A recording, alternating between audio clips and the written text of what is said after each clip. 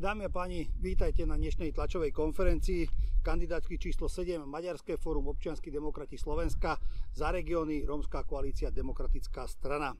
Časovaná bomba v nehnuteľnostiach, podvodníci sa môžu vás obrať o celý váš majetok. Robert Fico v zúfalej snahe strhnúť pozornosť na seba vyvoláva témy ako hypotéky, úroková miera. Všetko je to len divadlo. V skutočnosti by sme sa mali zamerať na iné hrozby.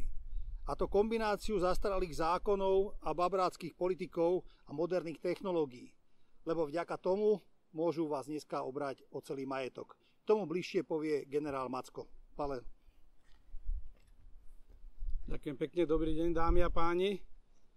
Strana Smer a Robert Fico, ale aj ďalšie politické strany namiesto systémového riešenia problémov hľadajú instantné politické témy a radi sa prezentujú ako záchrancovia a pomocníci občanov. Výsledkom ich 12-ročného pôsobenia je upadanie Slovenska a dokonca aj zníženie bezpečnosti občanov, ale aj bezpečnosti krajiny. Vždy, keď populisti ako Fico hlasno kričia, že je nejaký problém a že idú občanom pomáhať a vyriešiť ho, tak je treba sa mať na pozore. Naposledy, keď sa snažili vylepšovať druhý dôchodkový pilier, tak výsledkom je, že Fico a Pellegrini obrali sporiteľov v druhom dôchodkovom pilieri o 7 miliárd. Áno, o 7 miliárd budú mať títo ľudia nižšie dôchodky.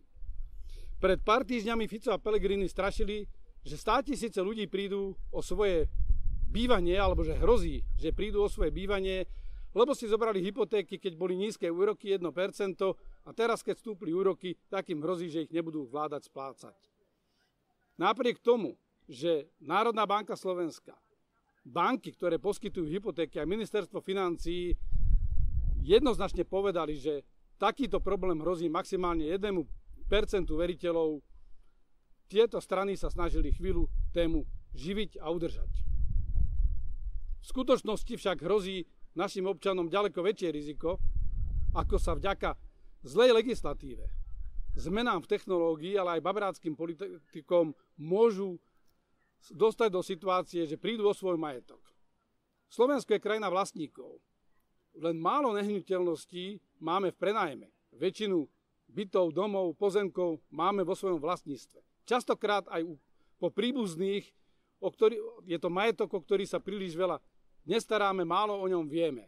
Jedného dňa sa nám môže stať, že podvodníci alebo nový majiteľ, ktorý sa stane takisto obeťou podvodníkov, predstúpi pred vás a vyzve vás, aby ste opustili jeho majetok. Ako je to možné? O čo vlastne ide? Pri prevodoch nehnuteľností sa v minulosti vyžadovalo overenie podpisu vlastníka alebo notárska zápisnica. Zároveň platila 3-ročná lehota na zápis alebo podanie návrhu na vklad do katastra.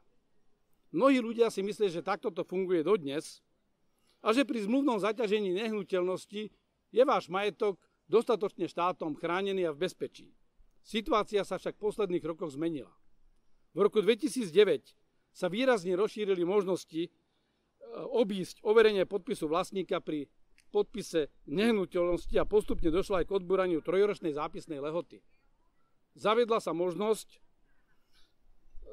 ktorá je vďaka dieram v katastrálnom zákone nehnuteľnosti, previesť pomerne ľahko aj bez overenia podpisu priamo vlastníka pri prevode. A takáto zmluva má neobmedzenú lehotu na zápis do katastra. To isté platí pri plnomocnenstvách na prevod nehnuteľnosti. Práve cez plnú moc aj vďaka častým zmenám legislatívy sa dá obísť overenie podpisov. Plnomocenstvá majú neobmedzenú dobu platnosti a mohli vznikať aj v dobe, keď boli iné pravidlá pre overovanie podpisov.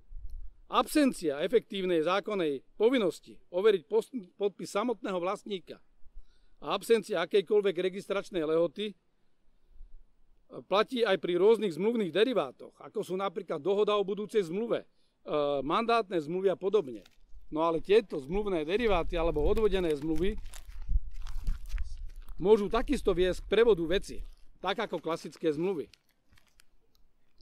Zarážajúce je však to, že rozšírením možnosti previesť nehnuteľnosti A zrušením zápisných lehôd sa vyšlo v ústretí novým technológiám podvodov v čase, keď už boli tieto technológie známe. Dnes existujú technológie, pomocou ktorých môžete sfalšovať podpis tak, že grafológ pri malom počte vzoriek nedokáže rozlíšiť pravosť alebo nepravosť tohto podpisu.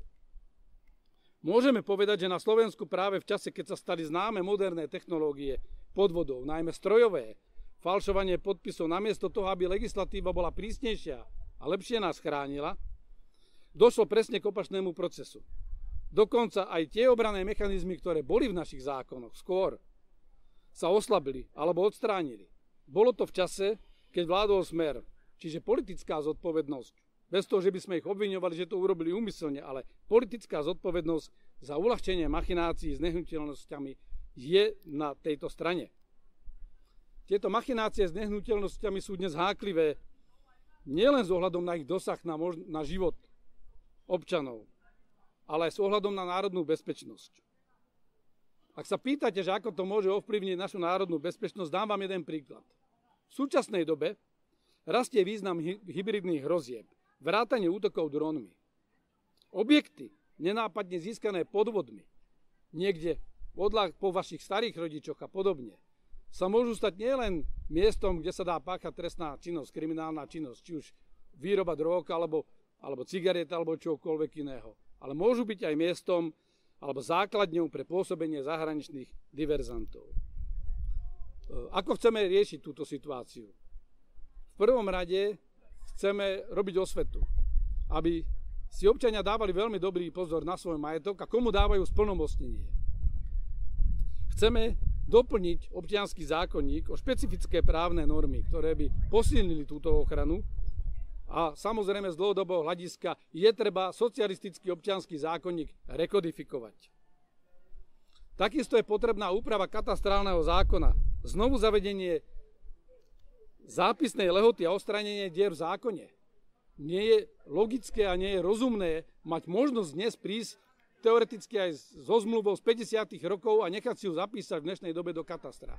Skrátka táto lehota pri dnešných technológiách by mala byť čo najkratšia, povedzme 3 mesiace, 6 mesiacov, ale to už je vec odbornej diskuzie špecialistov, či už z katastrálnych úradov, ale aj ďalších notárov a ďalších špecialistov. Ale rozhodne nemať žiadnu lehotu, mať možnosť nekonečných plnomocenstiev je presne tá diera v systéme, ktorú podvodníci môžu a podľa našich informácií aj využívajú. Chceme upraviť legislatívu aj tak, aby sa zaviedlo tzv.